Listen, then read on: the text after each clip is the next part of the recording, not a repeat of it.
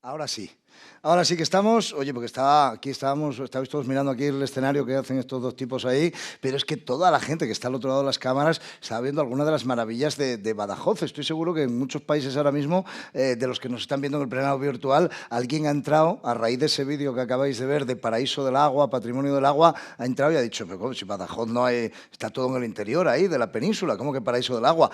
Pues tenéis que saberlo. Otra de las virtudes de esta tierra, Extremadura, es que es la comunidad española con más kilómetros de costa. Sí, no es costa marítima, no es costa exterior, pero la costa interior de Extremadura es la mayor que existe en toda España, incluyendo comunidades, pues imagínate, como Andalucía, que están todo rodeado prácticamente, o la mitad de la comunidad da al mar, ¿no? Extremadura, la comunidad autónoma de España con más kilómetros de costa, con más litoral interior, con más agua en embalses, en pantanos, en ríos, y de ahí esas imágenes que habéis visto en ese vídeo de promoción de Badajoz, que permite, bueno, pues hacer todo tipo de deportes náuticos en los caudales, en las láminas de agua de Extremadura. Otra razón para visitar esta tierra. Vamos con la última ponencia de esta mañana, que corre a cargo del señor que ya me acompaña y a quien os voy a presentar. Es Carlos Beltrán, profesional de medios de comunicación desde el 92, director de contenidos, presentador de televisión, actor de doblaje, director, guionista, redactor, realizador, productor, regidor y locutor. Dice un amigo mío que yo tengo un currículum curioso y particular que mezcla muchas cosas, pero creo que si te conoce a ti se queda sin palabras. Ya, Carlos, muy buenas. ¿Qué tal? Muy bien, muy bien. Tengo alguna cosilla más para contarles, La verdad es que han puesto todo. Tengo alguna cosa más para contarles. A partir de su participación como presentador y guionista del programa Escuela del Deporte de Televisión Española, Carlos se especializó en divulgación deportiva y ha desarrollado su carrera en programas como El Sueño Olímpico, Deporte Divertido, Todo Nieve o Podium, y dirigido documentales como Las Niñas de Oro. También ha colaborado en programas de radio como Solamente una vez de Radio Nacional. Seguro que de Deporte Divertido, de Todo Nieve, de Podium, cualquier referencia en YouTube te van a encontrar fácil o en las plataformas de televisión española. Escribe habitualmente sobre algo que no se considera mucho en nuestra sociedad actual, como es el pensamiento crítico, pero que es tremendamente necesario. Ya ha colaborado en varios libros de historia del deporte y de relatos, además en otras publicaciones de tema deportivo.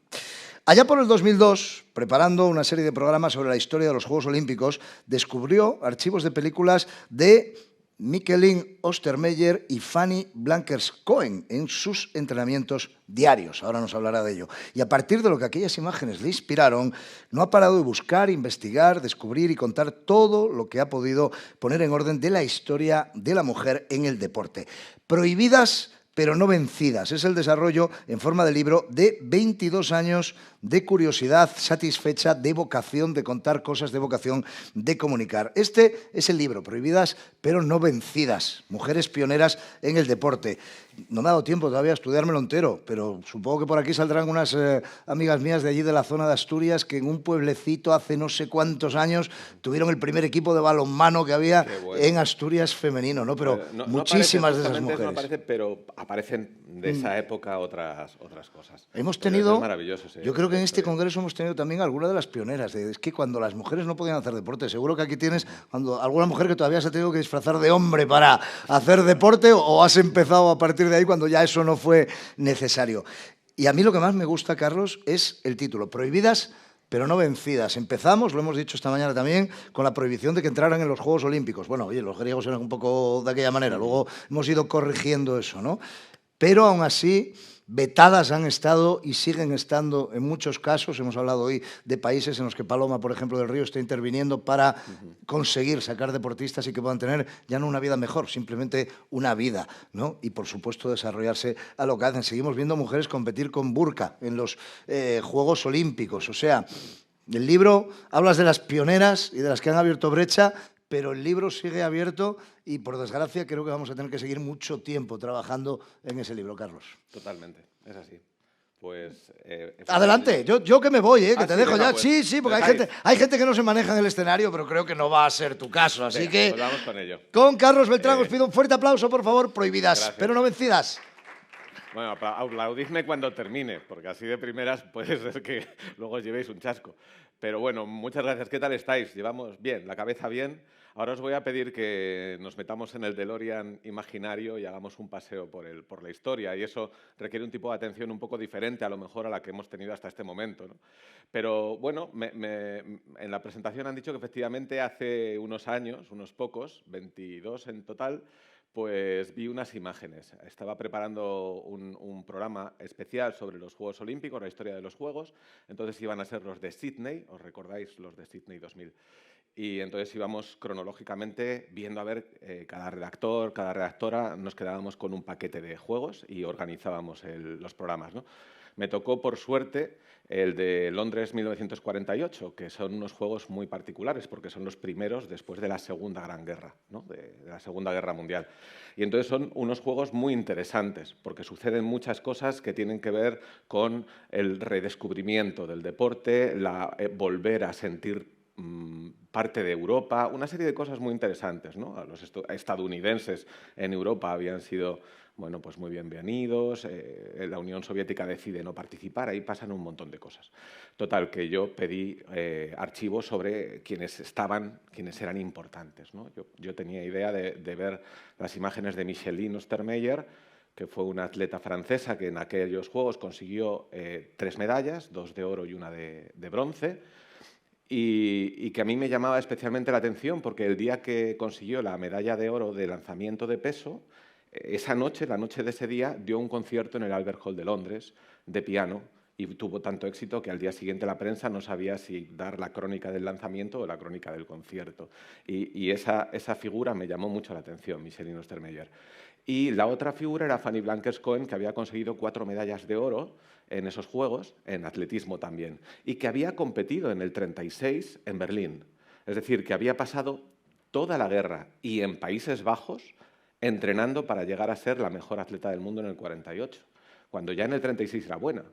Entonces, ¿qué había pasado en ese tiempo? Pues tuve la suerte de que esas imágenes eran películas de su época, películas realizadas por profesionales de la época, en la que cuentan, aparte de verlas competir, se las ve entrenando. Y yo me quedé alucinado. Os digo, de competir se las ve entrenando y se las ve viviendo, que eso es todavía más fuerte, ¿no? Cómo ellas vivían, cómo llegaban a sus entrenamientos con una bicicleta y su hijo en una cesta, pero no de cestas de las de ahora, una cesta. El niño asomaba la cabeza, cogía al niño, le ponía en un foso mientras ella hacía sus entrenamientos. Eso en Países Bajos, en Ámsterdam, en plena invierno del hambre, ¿no? Y Micheline Ostermeyer dejaba sus entrenamientos, cogía otra bicicleta distinta a la de Fanny y se iba al conservatorio a estudiar para ser Premio Nacional de piano, que es lo que fue cuando terminó la carrera de piano, ¿no? Es decir, 2 mujeres que tengas un mínimo de sensibilidad humana, dices, algo tienen, algo ha pasado con ellas. Su responsabilidad fue bestial, pero su repercusión social fue todavía mayor. Y eso es una cosa que también me llamó la atención. Ver que Fanny Blankers-Koen, cuando vuelve a Ámsterdam con sus 4 medallas, es recibida por millones de personas en las calles. Y si conocéis Países Bajos, si conocéis cómo son, pues bueno, no son gente de salir a las calles a felicitar a la gente, ¿no? Bueno, aquello fue muy importante para Países Bajos y lo fue también para las mujeres. Fanny Blankers-Koen, además de ser una atleta extraordinaria, en ese momento era madre de 2 hijos, de un hijo y de una hija, y eso también llamaba mucho la atención de la prensa, que le decía que lo que tenía que hacer era dedicarse a ser madre y olvidarse de ponerse pantalones cortos y salir a competir. Bueno, todo eso me llamó mucho la atención, entonces empecé a tirar del hilo de Fanny y de Micheline. Y ellas me ayudaron como cuando tiras una piedrecita empiezan a hacerse ondas, ¿no? Me ayudaron a ir entendiendo cómo había sido el deporte, quiénes habían tenido ellas de referencia, cuál era su entorno, por qué ellas habían llegado a esos niveles, qué otras disciplinas se estaban practicando, tanto en Francia como en Países Bajos, pero inmediatamente me llevó a Inglaterra. Y de Inglaterra pasé a Estados Unidos y de Estados Unidos a Australia y de Australia a Nueva Zelanda, de Nueva Zelanda a Canadá y empecé a darme cuenta de que todo estaba perfectamente entrelazado. Las mujeres francesas habían reventado el deporte en los años 10, habían convertido su Francia en un lugar en el que las mujeres hacían mucho deporte y a partir de ellas, junto con las inglesas, estadounidenses, canadienses, habían creado un movimiento social, una auténtica revolución social que no tiene nombre, que todavía a nadie se le ha ocurrido bautizarla, pero era una revolución social absoluta, donde cientos de miles de mujeres tenían fichas federativas y competían en cualquier disciplina. Bueno, una vez dicho esto, os voy a poner un vídeo para que también ella pueda descansar, porque hablo demasiado rápido. Además he dicho Micheline Ostermeyer, he dicho Fanny Brankers-Cohen, todos nombres muy difíciles, pero bueno. Vamos a ver el primer vídeo, que es muy cortito, que es una especie de anuncio para centrarnos.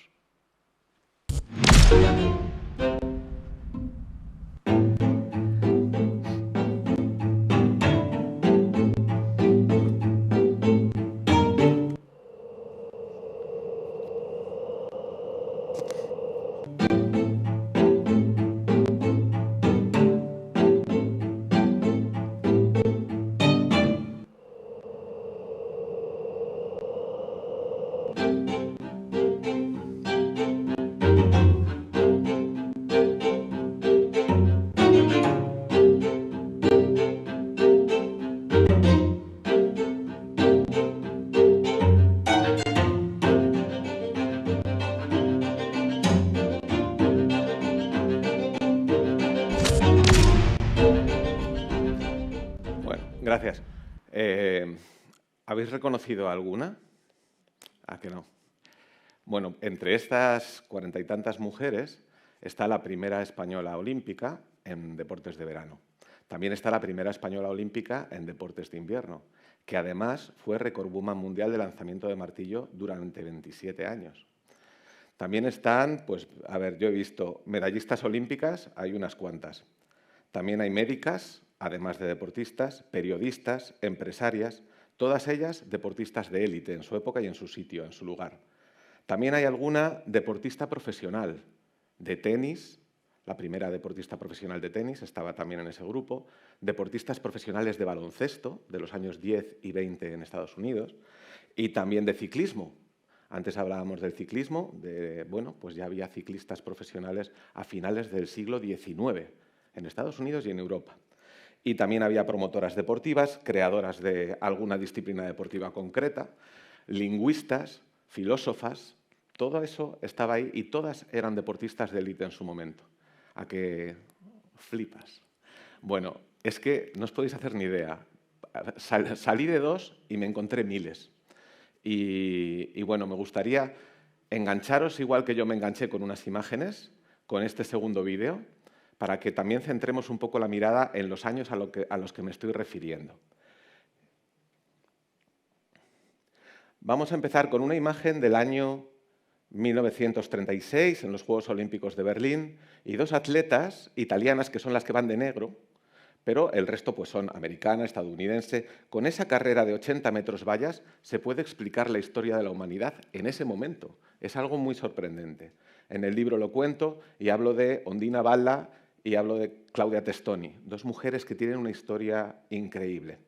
Pero desde mediados del siglo XIX, fijaos, hasta mediados del siglo XX, hubo miles de mujeres que se dedicaron al deporte profesional o al deporte simplemente, ¿no?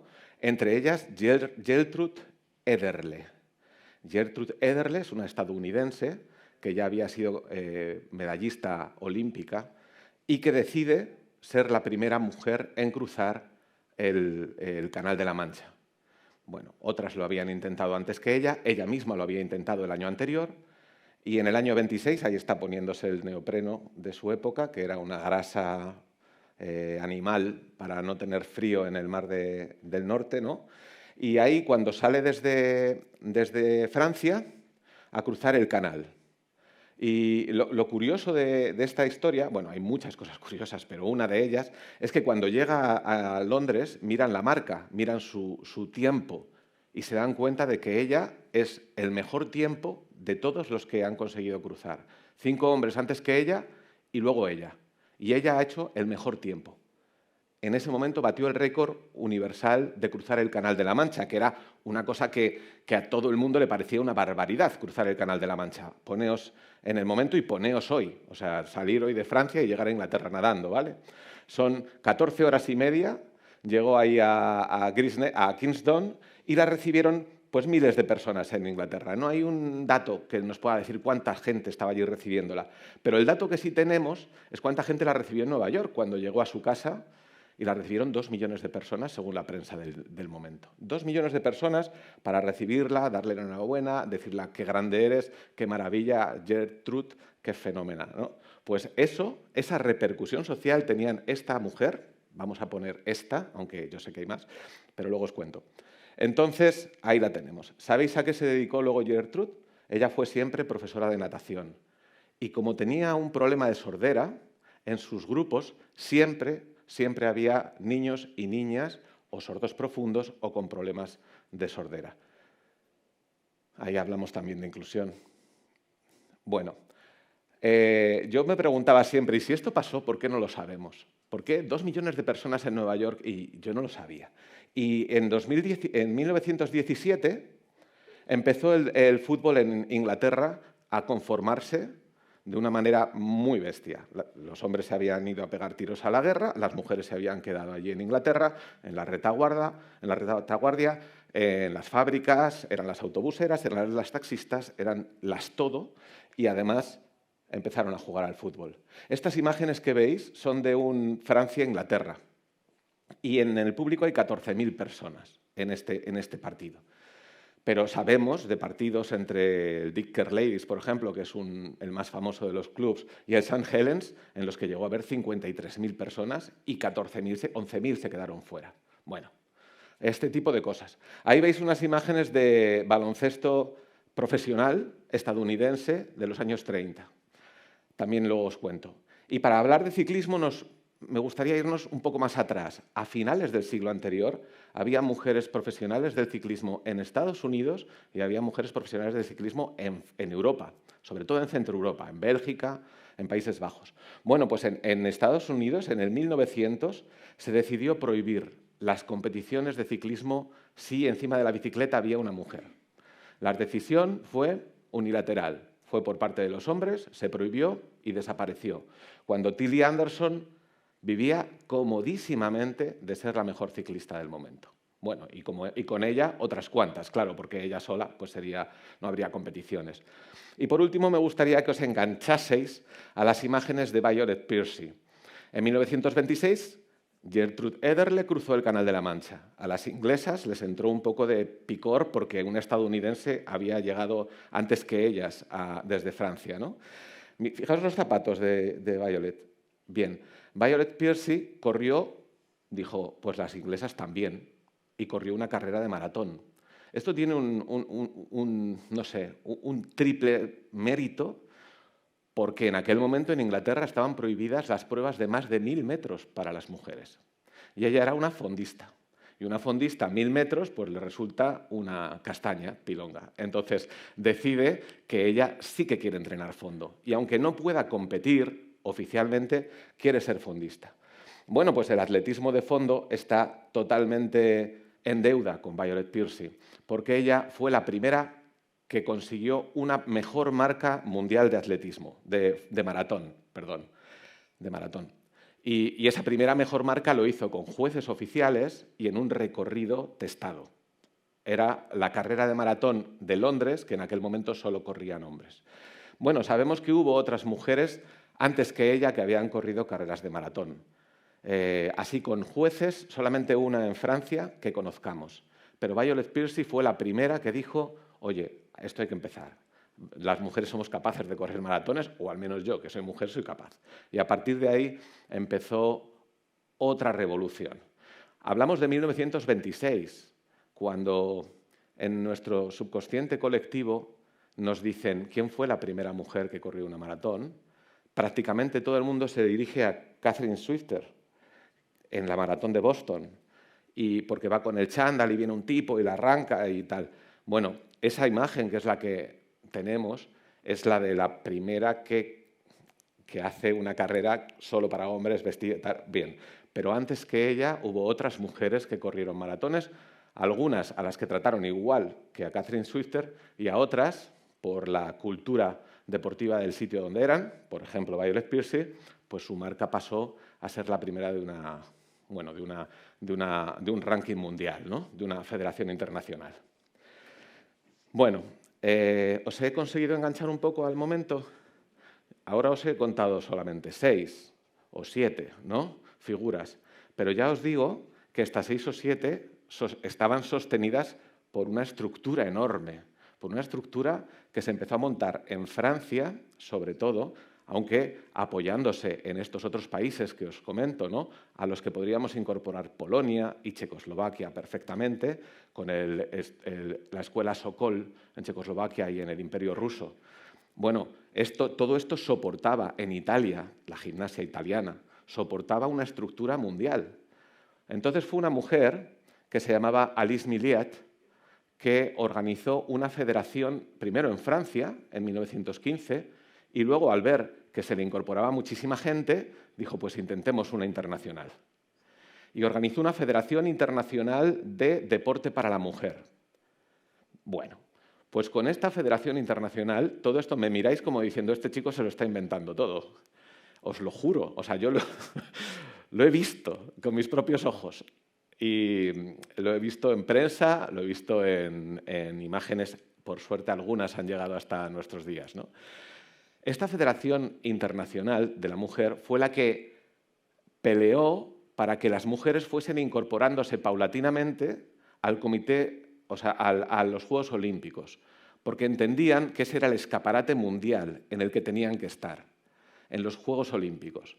En los segundos Juegos Olímpicos, en los primeros no hubo mujeres. En los segundos hubo 22 mujeres. Y poco a poco se iban incorporando, pero siempre a disciplinas tradicionalmente un poco socialmente aceptadas como para las mujeres, ¿no? Sin embargo, ellas querían estar en gimnasia, en natación y en atletismo, que son los 3 grandes deportes olímpicos, ¿no? Los que te marcan una referencia física de cómo es un país, cómo es una sociedad. Atletismo, gimnasia y natación.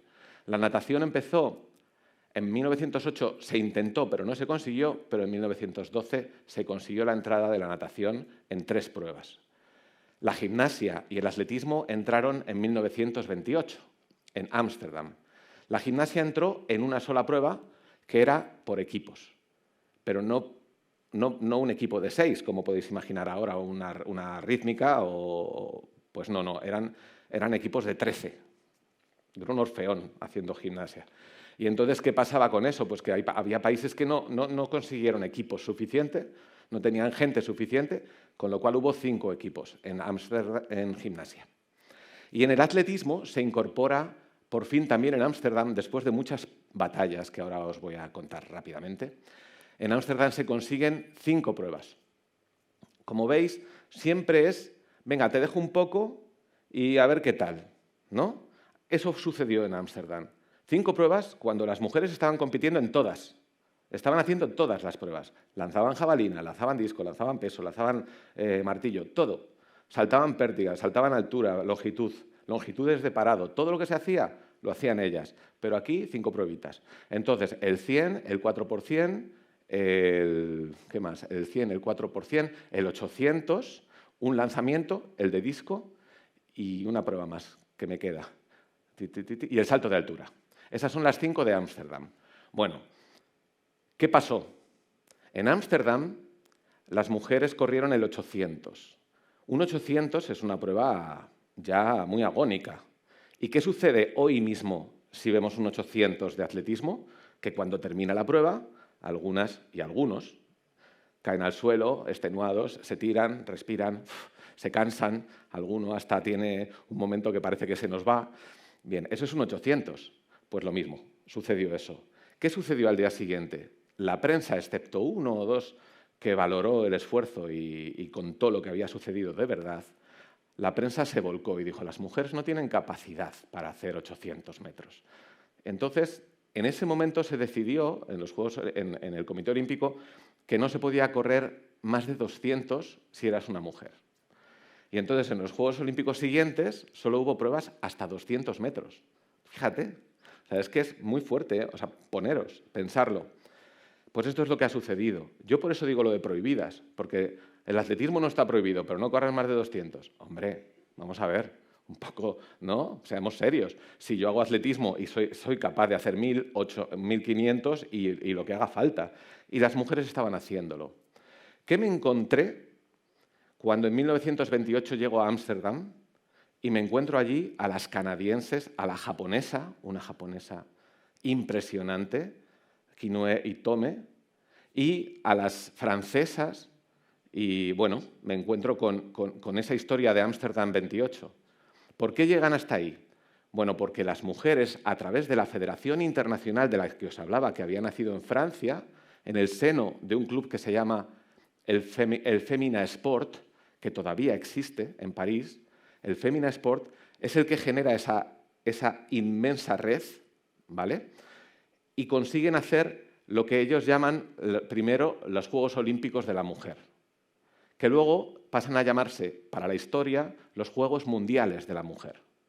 Los Juegos Mundiales de la Mujer eran unos juegos en los que, además de atletismo, ya se hacía baloncesto, se hacía pushball, que es un deporte de la época que no ha pasado a nuestros días, se hacía también natación, piragüismo, remo, y una sola ciudad hacía todos esos juegos. Os suena, ¿no?, la película. Cada 4 años, desde el año 20, desde el año 21, luego 4 años, luego otros 4 años, en Praga, en París, en Londres, Juegos Mundiales de la Mujer, para demostrar sus capacidades al mundo.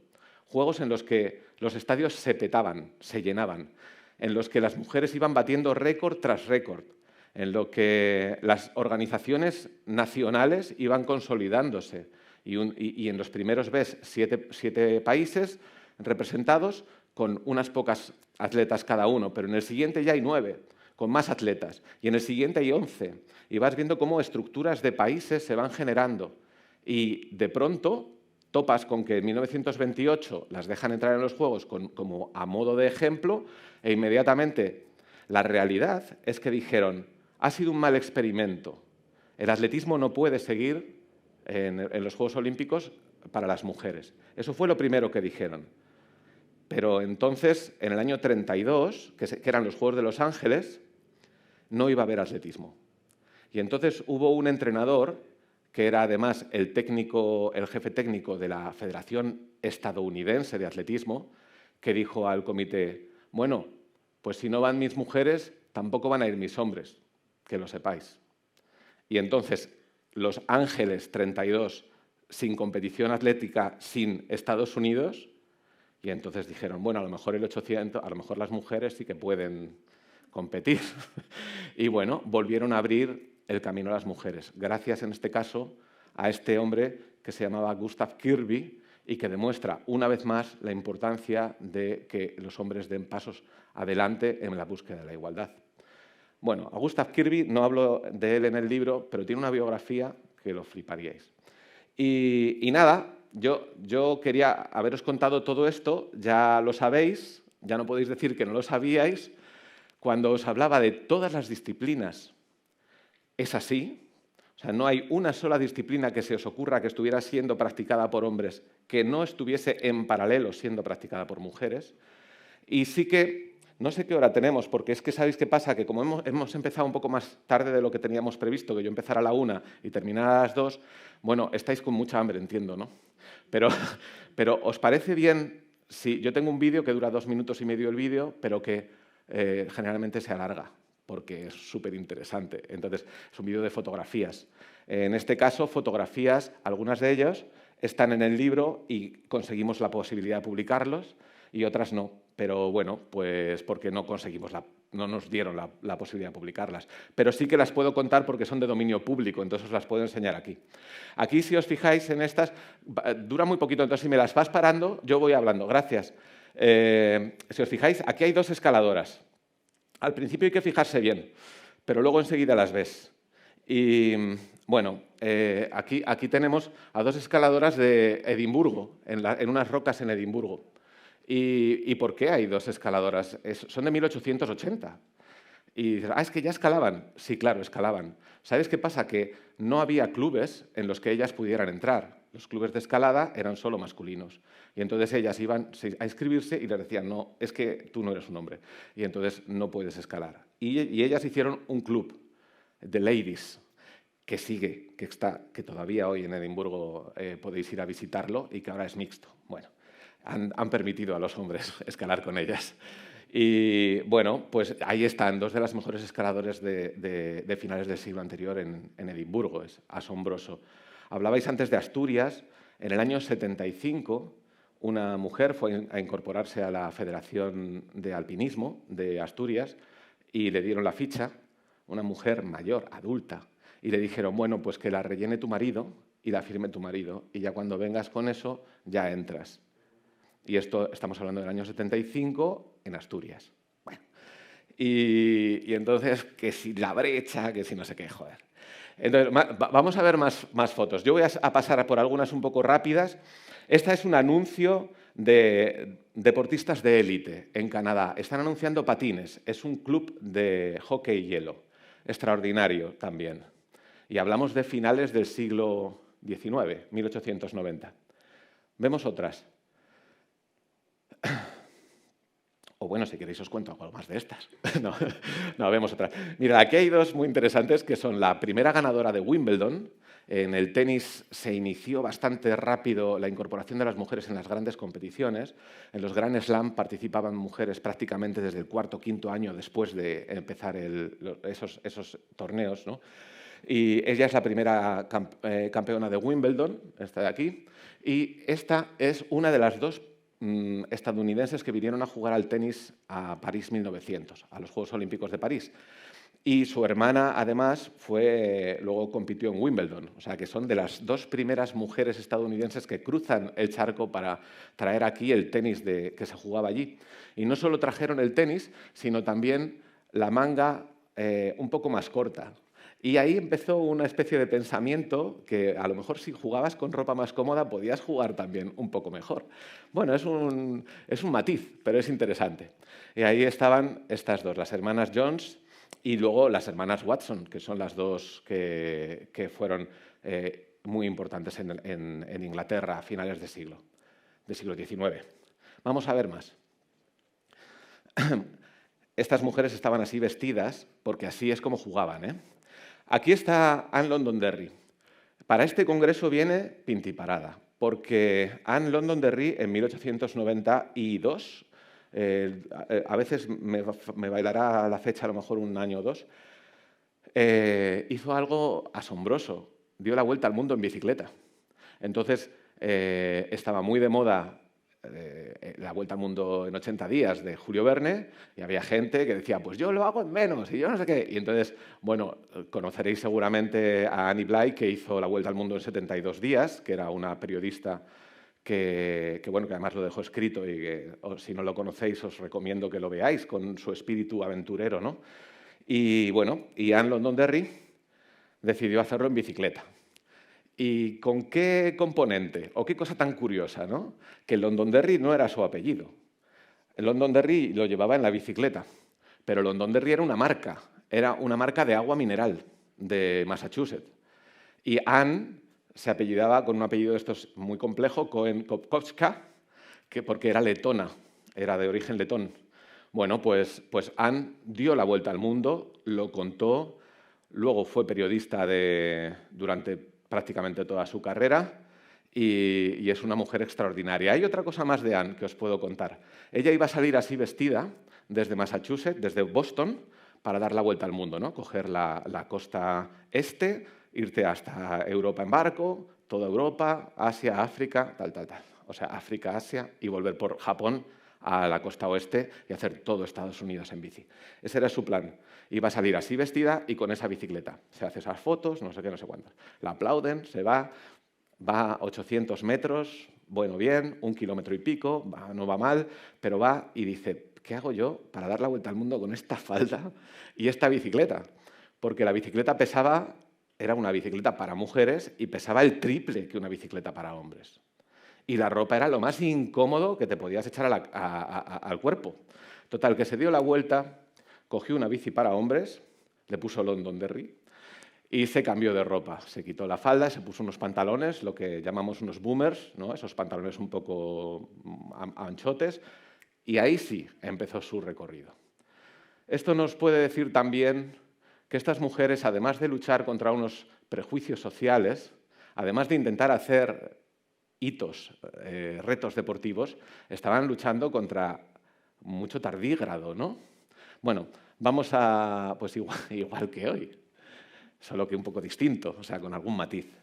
Aquí tenemos a Senda Berenson.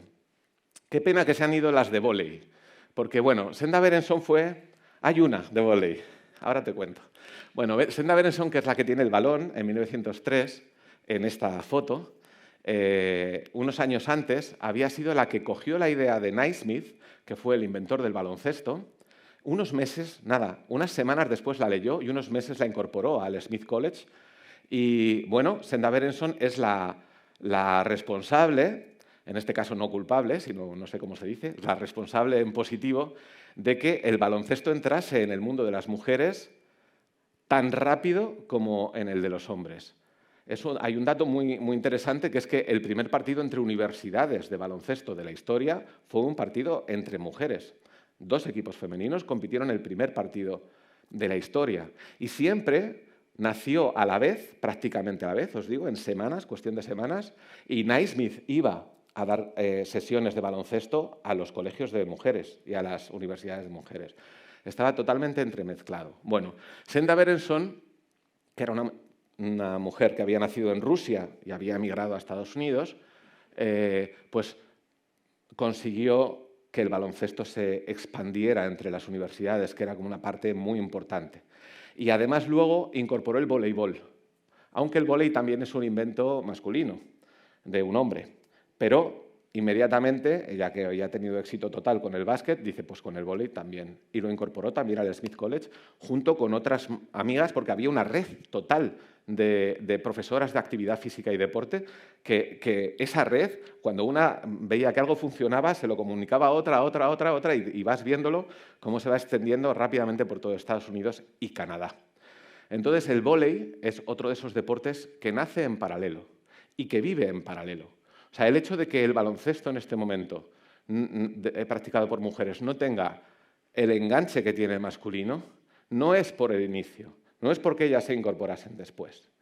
Hay una historia muy curiosa, que es que en Canadá estaba el mejor equipo de la historia del baloncesto, que es el Edmonton Grats, las chicas graduadas de Edmonton. Cuando digo el mejor de la historia, me refiero por encima de Ángeles Lakers, por encima del equipo que queráis. En cuanto a victorias, ¿vale? Y que es como se mide el baloncesto. Bueno, pues Edmonton Grats, en el momento en el que eran las mejores del mundo, muchas de ellas podían haber sido profesionales del baloncesto y decidieron no serlo, porque iba a ser olímpico. Entonces, si eran profesionales, no podían competir en los Juegos. Y ellas valoraban y decían, venga, pues no voy a los Juegos, continúo con el baloncesto aficionado, ¿no? O sea, no voy al profesional, continúo con el baloncesto aficionado para ir a los Juegos Olímpicos, porque se rumoreaba que el baloncesto iba a ser olímpico. Y efectivamente lo fue. El baloncesto fue olímpico en el año 36 en Berlín, por fin. Pero la competición femenina de baloncesto, la primera, es de 1976 en Montreal. Entonces, ¿qué pasa entre el 36 y el 76? Estas chicas que tenían esa posibilidad de haber sido profesionales no lo hicieron pensando que iban a ser olímpicas, pero tampoco fueron olímpicas porque nunca se lo permitieron. No porque su nivel no fuera estratosférico, tanto como para llegar a ser profesionales, ¿no? Eso es algo también muy interesante que llevaría a debates muy largos, ¿no? ¿Por qué no? Bueno, pues no. Y seguimos. Voy a alargar esto demasiado, ¿no? Voy bien, ¿no? ¿Estáis bien? ¿Estáis entretenidos? Sí. Vale. Pues seguimos. El jiu-jitsu en Londres. Esta actividad tiene una relación directa con el sufragismo. Las sufragistas de la Inglaterra de finales de siglo eran mujeres que decían hechos, no palabras. Ese era su eslogan. Bueno, ellas se incorporaron a las artes marciales. Las artes marciales vinieron de Japón y hubo alguna maestra que estudió judo, estudió jiu-jitsu y lo impartía. Allí, en algunos sitios, a veces un poco de forma ilegal, en los altillos de un bar, en un gimnasio, en un subsuelo, cosas así, pero otras abiertamente. Por ejemplo, aquí está la duquesa de Bedford, que era amiga de la reina, amiga de la duquesa de Kent, era total. Y aquí está en su palacio, en el jardín de su palacio. Fijaos qué suelo, ¿eh? Es que ya quisiera, yo qué sé, o sea, es que es césped total, cuidadísimo, ahí, finales del siglo XIX, es una caña. Y con estas imágenes ilustró un libro de Jiu-Jitsu que corría entre las mujeres que hacían esto en sus casas y trataban de empoderarse también de esta manera, ¿no? Y lo mismo que hubo orientales que vinieron a Europa a incorporar el judo o el jiu-jitsu, hay también europeas que van a Japón a aprender. También otra red, una nueva red, y además con Oriente, ¿no? Bueno, seguimos, que me emociono con cada foto. Aquí tenemos la llegada de la primera carrera de la mujer, se puede considerar la primera carrera de la mujer, el mismo concepto, 2.500 en París. Las Midinets, que en 1903 hicieron una carrera para demostrar la solidez de su estructura. Las Midinets eran las mujeres que trabajaban en el mundo de la moda, las que sostenían la moda realmente, porque estaban los modistos, pero las que cosían eran ellas, ¿no? Es muy bonito ver la llegada porque está todo muy bien documentado, hay muy pocas fotos. Esta, de hecho, es la primera vez que se publica. Es una foto conseguida por un investigador de Barcelona que se llama Daniel Justribó y bueno, no se había publicado hasta que se ha publicado en el libro, o sea que también esa parte de investigación mola un montón. Y ella es la ganadora.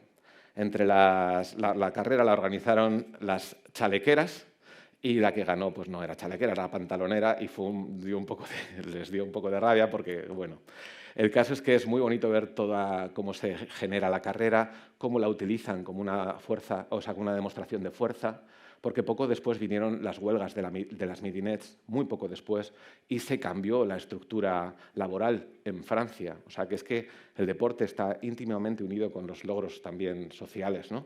Y también las mujeres lo han sabido utilizar. Seguimos, cuando queráis. Aquí tenemos, antes hablábamos del automovilismo, se ha ido, ¿no? El automovilismo. Bueno, qué pena. Porque aquí tenemos una motociclista, que es la primera mujer que está documentada que compitió en carreras de motos, en este caso en Inglaterra. También iba vestida como la veis en la foto y tenía sus propias motos. Ella ayudaba en el diseño de las motos. Su moto se llamaba el Diablo Azul, de Blue Devil. Y ella llegó a una carrera a competir y cuando le dijeron, pero tú eres una mujer, dijo, pues sí, se me nota en algo y tal. Y le dijeron, es que, bueno, y dijo ella, no, esto es abierto, por lo tanto es una prueba abierta y la que compite es la moto y esas cosas que se dicen, ¿no? Y entonces la dejaron competir, pero le pusieron una condición en esa primera carrera que a mí me extasía. Y es que en esa carrera competía el campeón de Inglaterra. Y le hicieron firmar que en cualquier caso nunca le ganaría al campeón de Inglaterra. ¿Por qué? Porque la moto del campeón de Inglaterra es la que luego vendían. Y si perdía contra ella, pues a lo mejor tenían pérdidas, ¿no? Entonces le hicieron firmar eso. Y Muriel Hind lo firmó. Dijo, venga, y compitió. Y no le ganó. Bueno, en ese caso no ganó. Pero en las siguientes carreras dijo, yo vengo sin condiciones. Y quien gane, gana. ¿Vale? Y consiguió ganar bastantes carreras, las carreras que se hacían por carretera. Salían de un pub, llegaban a una plaza, salían de un pueblo, llegaban a Edimburgo y este tipo de carreras, ¿no? 70 kilómetros, bueno, esas distancias con motos que se preparaban, que se organizaban para competir. Muriel Hind, una fuera de serie, también, ojo a ella, ¿eh? Y luego también periodista y muchísimas más cosas. ¿Vemos la siguiente? Bueno, aquí vemos hockey. Vamos a ver la siguiente porque hay algunas que me llevan demasiado tiempo para explicar. Y este sí es el primer equipo de Inglaterra en unos Juegos Olímpicos en los que haya natación. ¿Vale? Estamos hablando de 1912 en Estocolmo y pasados tantos años, a estas ya las llamaban sirenas y las llamaban ondinas, ya que, como ha comentado Paloma, ¿no?, en la prensa, las ondinas las llamaban, y luego pues eso, las sirenas británicas y eso, ¿no? Pero ellas eran tremendamente rompedoras. En ese momento, justamente, en todo el mundo había una revolución de los bañadores. Había una nadadora australiana que había llegado a una playa en Estados Unidos con un bañador más o menos como ese, un poquito más corto, y entonces había llegado una figura que era el medidor de bañadores, que era un señor que estaba en las playas, y le había medido la distancia entre el final del bañador y la rodilla. Y resulta que era mayor de lo permitido, que eran 15 centímetros. Todo esto no me lo estoy inventando, os lo juro, esto ha sucedido. Y entonces a esta mujer australiana de la que os hablo, que se llamaba Annette Kellerman, pues la detuvieron. La detuvieron por escándalo público. Y entonces ella, que era muy fuera de serie, y también lo traigo a este congreso en el que hablamos también de empresa, ella sacó una línea de bañadores y los llamó los Annette Kellermans y se forró. Bañadores que justo llegaban donde llegaba el suyo. ¿Qué pasó? Cambio total, cambio de mentalidad. En cuanto todas las mujeres, o muchas mujeres, llevaban ese bañador, desapareció el problema y ya los medidores de bañadores a su casa a dedicarse a escribir o a hacerle algo a la huerta, porque claro, no sirves para nada aquí, ¿no? Entonces, Annette Kellerman ganó y la ayudaron también estas mujeres británicas, ¿no? Algunas de ellas eran nadadoras que nadaban horas y horas a la semana, o sea, auténticas deportistas de élite, podríamos considerarlo, que además de trabajar, nadaban muchas horas a la semana. Y consiguieron el oro olímpico en la carrera de 4x100. Y si veis, el tejido del bañador es transparente, es translúcido. En cuanto se mojaba, pues no dejaba dudas. Y ellas llegaban con unas toallas hasta el suelo y entonces llegaban a la piscina y cuando estaban justo en el borde de la piscina se quitaban y se tiraban al agua, ¿no? Ese era un poco el juego que hizo que toda la gente focalizó hacia ellas. Y esta foto pues, es de las pocas fotos que hay de ellas, pero se puede ver perfectamente ese intento de cambio y ese intento de buscar la comodidad para ser las mejores, que al fin y al cabo eso es para lo que uno hace deporte, ¿no? Y luego también, ya que estamos viendo la foto, fijaos en su entrenadora. Eso es maravilloso, una entrenadora de 1912 de natación. Bueno, pues vamos a ver más. Bueno, esta es una foto que utilizo como referencia para una que pongo dentro de un momento.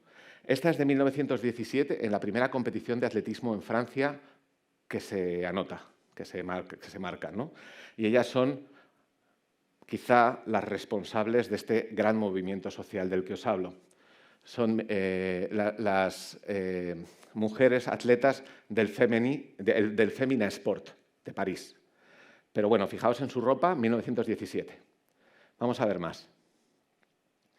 Que si no, nos vamos a ir a comer a las 4, no puede ser. Bueno, esta es la iniciadora de la gimnasia rítmica, es más conocida, es Isadora Duncan, una bailarina que rompió con muchos estereotipos y que rompió muchos prejuicios y que tuvo una vida terrorífica y súper interesante y que ahora todo el mundo la considera la madre de la gimnasia rítmica, ¿no? Y vemos otra, porque Isadora Duncan tiene una biografía más conocida, ¿no? Las Dicker Ladies, de las que os hablaba antes, el mejor equipo de fútbol de la historia.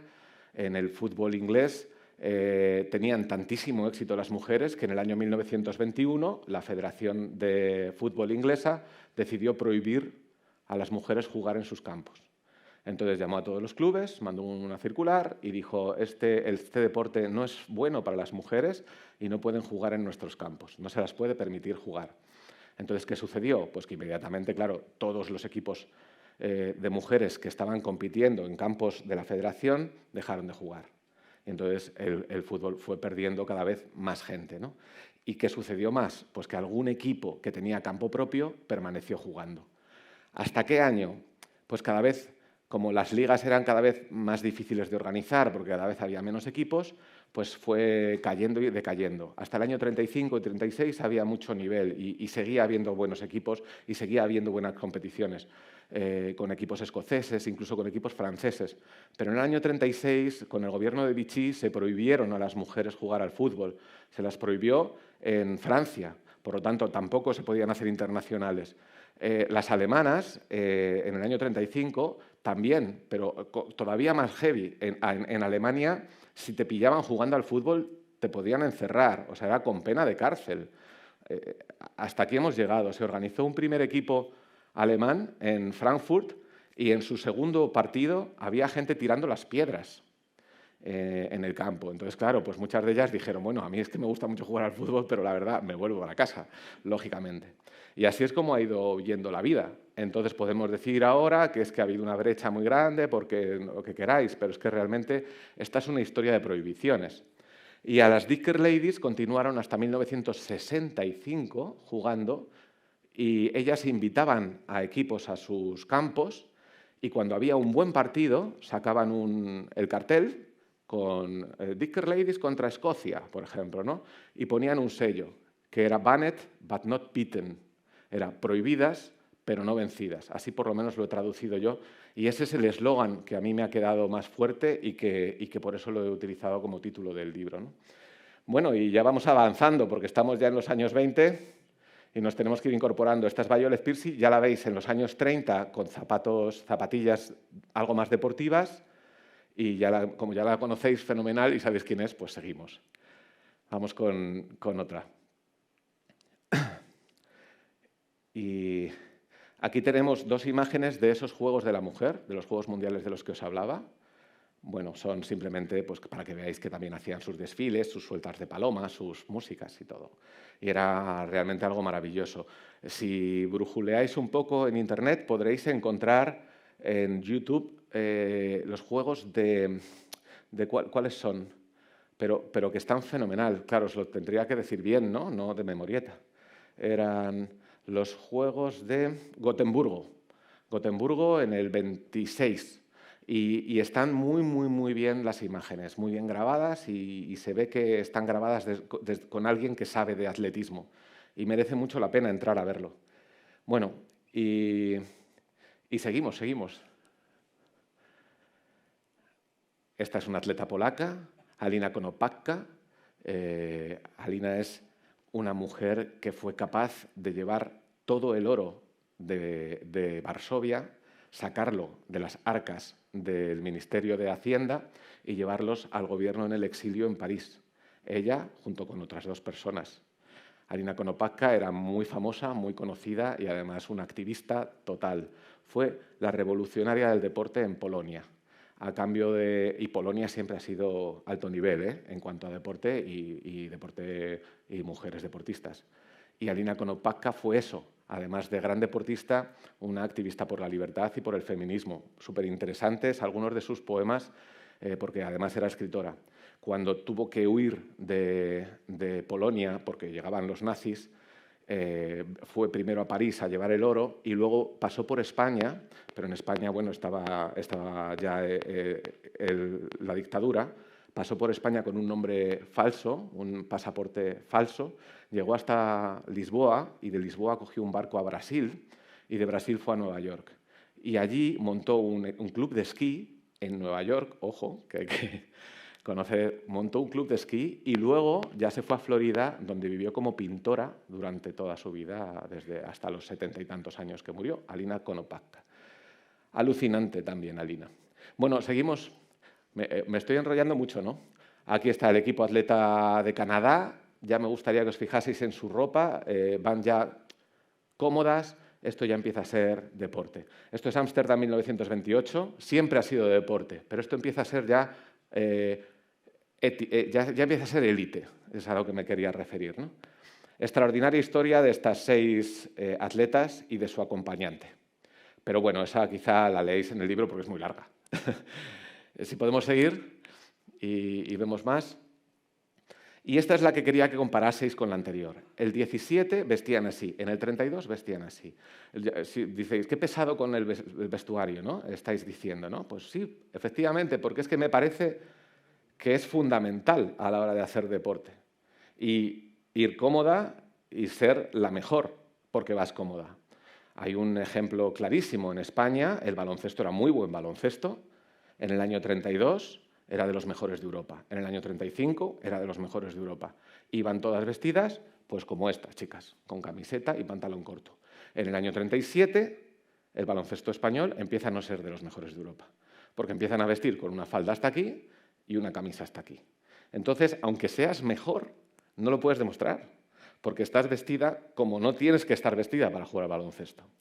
A lo mejor sí, mola ir vestida así para una, no sé, no se me ocurre, una fiesta de graduación, pero para jugar al baloncesto no. Entonces, es una fórmula muy sutil de prohibición. Yo no te prohíbo jugar, pero te impido ser la mejor. Eso es, socialmente se ha venido haciendo y se sigue haciendo. Bueno, pues vamos a terminar, porque estamos en el año 32, estamos acercándonos a los 50, y los siguientes los voy a ir pasando más rápido. O no, a lo mejor no. Aquí tenemos... Porque estamos adelante, o sea, yo os pediría que os levantaseis y saludaseis así, porque estamos delante de 4 de las mejores atletas de la historia de España. De estas 4, las 3 que están aquí a su derecha, o sea, a vuestra derecha, son las hermanas Moles, Lucinda y Margot Moles, y ella es Aurora Villa. Estas son las primeras mujeres que empezaron a marcar las mejores marcas del atletismo español. Las primeras que organizaron en Madrid el primer ranking español. Organizaron 5 atletas y dijeron, a ver, ¿cuánto salta? La española que más salta. Tú, venga, salta. Y empezaron a apuntar. Es decir, empezaron a crear una estructura de ranking, que en el atletismo es fundamental. En Estados Unidos fue en 1887, en el Vassar College, en Nueva York. Pero en España fue en 1928, en Madrid, en el barrio de La Guindalera. Y fueron estas 3 mujeres. Por eso me parece, con otras 2 que no aparecen en esta foto, me parece que hay que hacer una reverencia ante ellas. Eso fue en el año 28, pero en el año 31, que ya había muchas más mujeres que se habían incorporado, dijeron, ¿y cómo vamos de lanzamiento de martillo? Lanzamiento de martillo, aquí estamos entre amigos del deporte y todo el mundo sabe lo que es el lanzamiento de martillo. Pues es que no hay muchas mujeres, no hay marcas de lanzamiento de martillo. Y dijeron, pues a partir de hoy va a haber.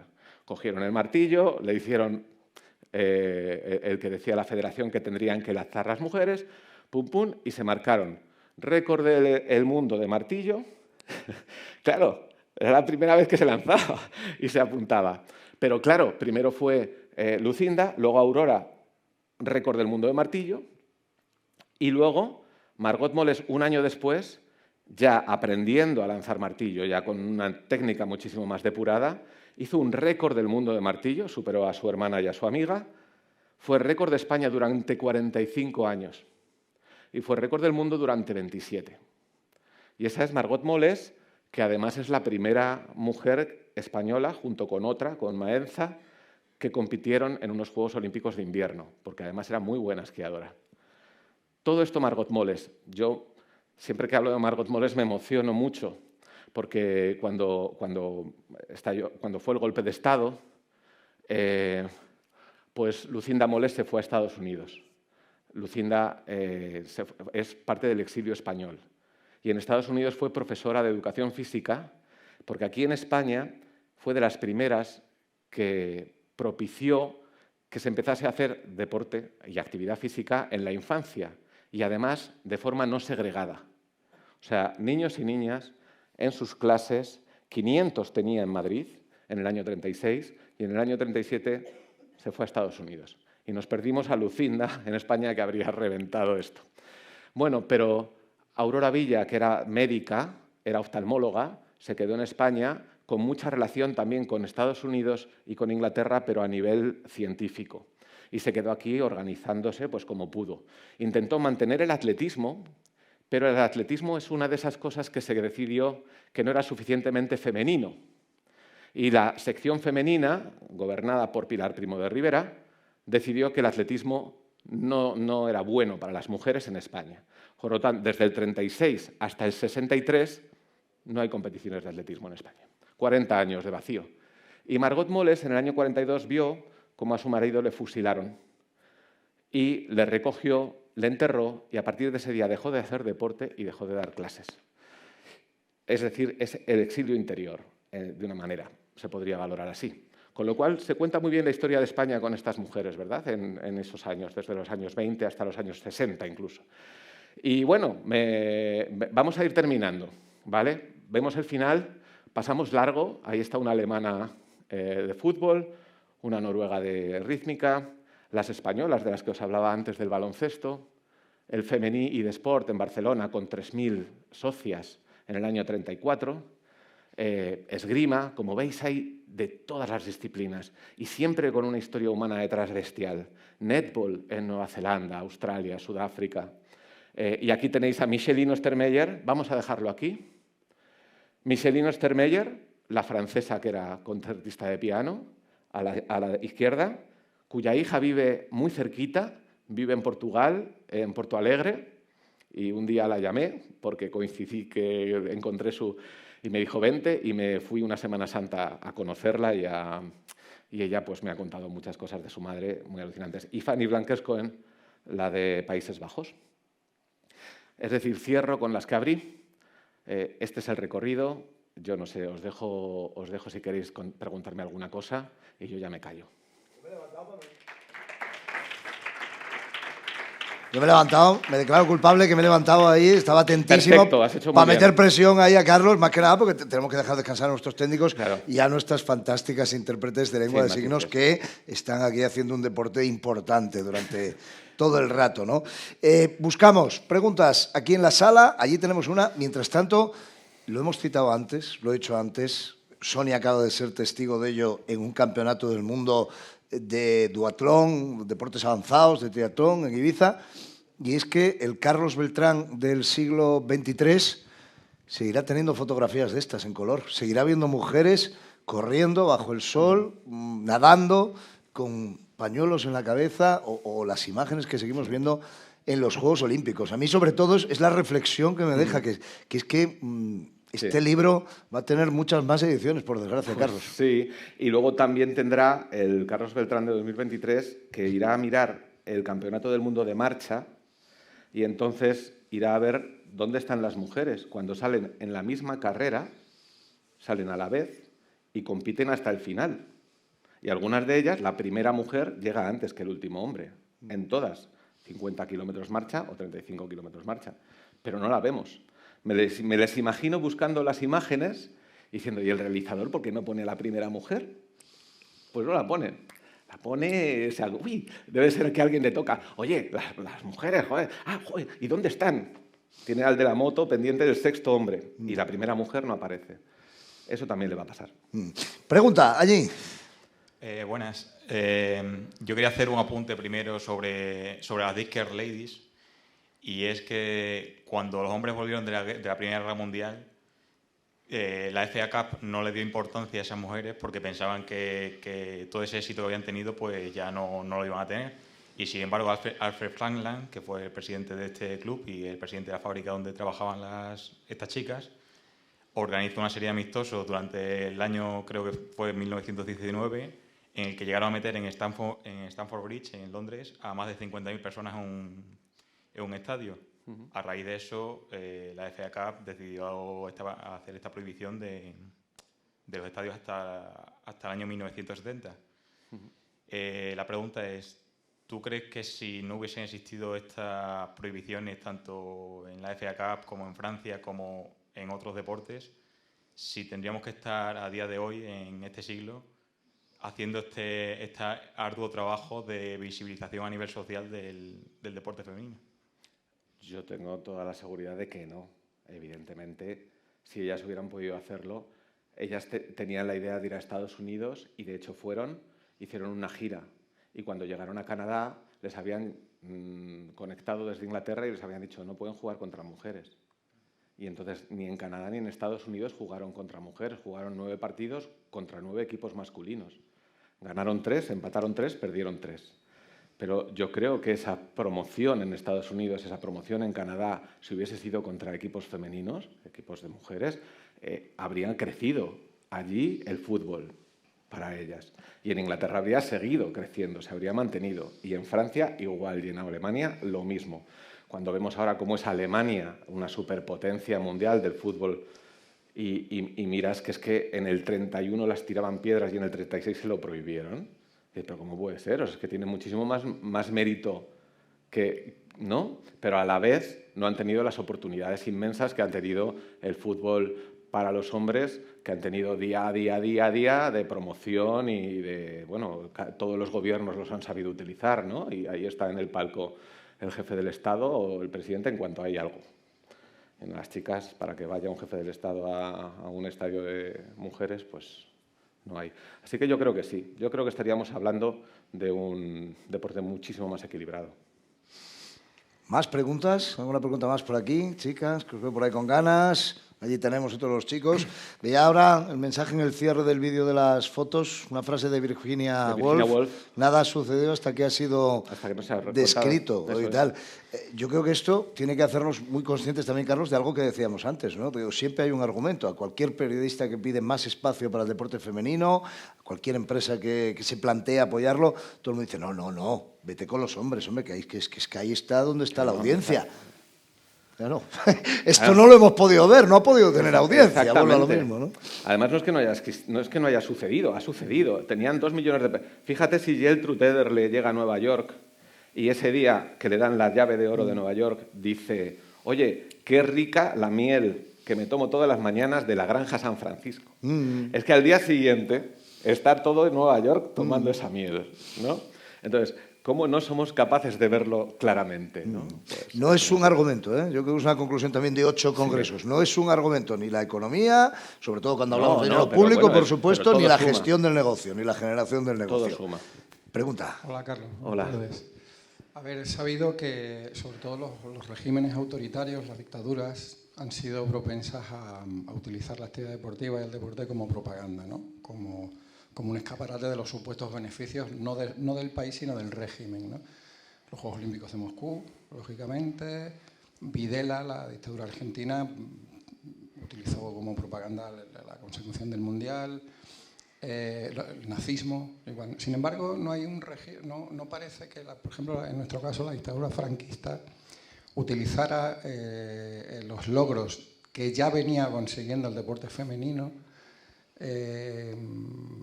como bueno, una especie de escaparate de los beneficios, no de España, sino del régimen, ¿no? Hubieran perdido el trabajo los medidores de bañadores, que era un sector importante en ese momento. ¿A qué crees que se debe en este caso? O sea, puede ser porque es una dictadura, digamos, de extrema derecha. Como experto en historia del deporte femenino, un poco podías... Pues mira, es verdad, es como dices, yo creo que tanto los totalitarios como Estados Unidos, por ejemplo, que quería demostrar que el capitalismo era el mejor sistema y en aquel momento de la Guerra Fría las gimnastas estadounidenses empezaron a crecer, se llevaron a su entrenador rumano para que las entrenasen como entrenaban las rumanas, o sea, pero mientras tanto Ceausescu era capaz de llamar durante un mundial a decir, oye, las chicas rumanas que se vayan, que están puntuando mal. Un presidente dictador, pero que estamos todos locos aquí. Es que estamos todos un poco locos. Y entonces en la URSS, por ejemplo, tenía la capacidad de decir, nosotros tenemos una máquina de hacer héroes deportivos, tanto hombres como mujeres. Alemania del Este, lo mismo. Las alemanas eran una farmacia andante y todos los récords de las alemanas del Este de aquella época están todos en entredicho, aunque todavía están ahí. Y bueno, y en Italia Mussolini, que también hizo Mundial de Fútbol, tenía más claro que el fútbol, o sea, que el deporte era algo que podía darle réditos internacionales. Yo siempre digo, cuando decían lo de Qatar, ¿cómo llevamos un Mundial a un país totalitario, ¿no? Y bueno, Mussolini 15 años después Italia ya no era un totalitario y a Videla le pasó lo mismo. Argentina 15 años después, digo, así que dentro de 15 años Qatar que se prepare. Porque a lo mejor es el fútbol el que abre la posibilidad, ¿no? Bueno, esto es también un dato histórico interesante. Pero cuando hablamos del gobierno de Franco y de la dictadura de Franco, hablamos también del general Moscardó. Hablamos del general Moscardó, que es un ser humano que fue muy conocido por lo de Toledo, pero que luego se quedó con la Delegación Nacional de Deportes. Y lo primero que hizo fue decir, las mujeres no pueden ser profesionales del deporte. Y estarás pensando, no habría. Pues había. Y estaban las raquetistas, que eran mujeres, muchas mujeres, que vivían muy holgadamente de jugar al frontenis. Lo que ahora llamamos frontenis, entonces se llamaba raquetismo. Es algo parecido. Bueno, pues ya dejaron de serlo, porque no podían, porque había una norma que decía que las mujeres no podían ser profesionales del deporte. Eso fue lo primero que hizo. Y luego lo segundo fue lanzar todo el deporte practicado por mujeres a la sección femenina. Estructura montada por Pilar Primo de Rivera, que le dictaba a Hitler lo más heavy. Entonces, es una manera de hablar, es decir, era nazi, pero vamos, la nazi por excelencia.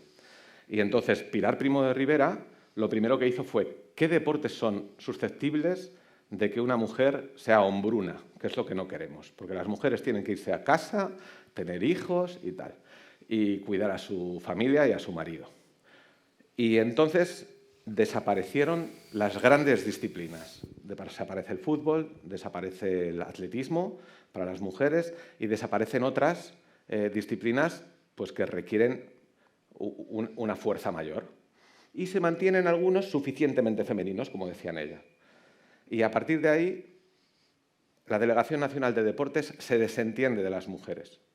No quiere saber nada. Si quieren hacer deporte, que hagan, si no, no, pero no entra en eso. Hasta el año 63. Y son 40 años de un vacío gigante, enorme. Y luego, claro, pues las pioneras españolas son mujeres de los años 70. Cuando las pioneras en el resto del mundo son mujeres de esos años 20. Entonces, sí, ahí tenemos un decalaje importante con respecto al resto del mundo occidental, me refiero. No sé si te he explicado... Sí. Se ha entendido. Claro, ¿no? Si no te lo has explicado bien, se ha entendido perfectamente. Bien, ¿no? Eso seguro. Es la virtud de un gran comunicador.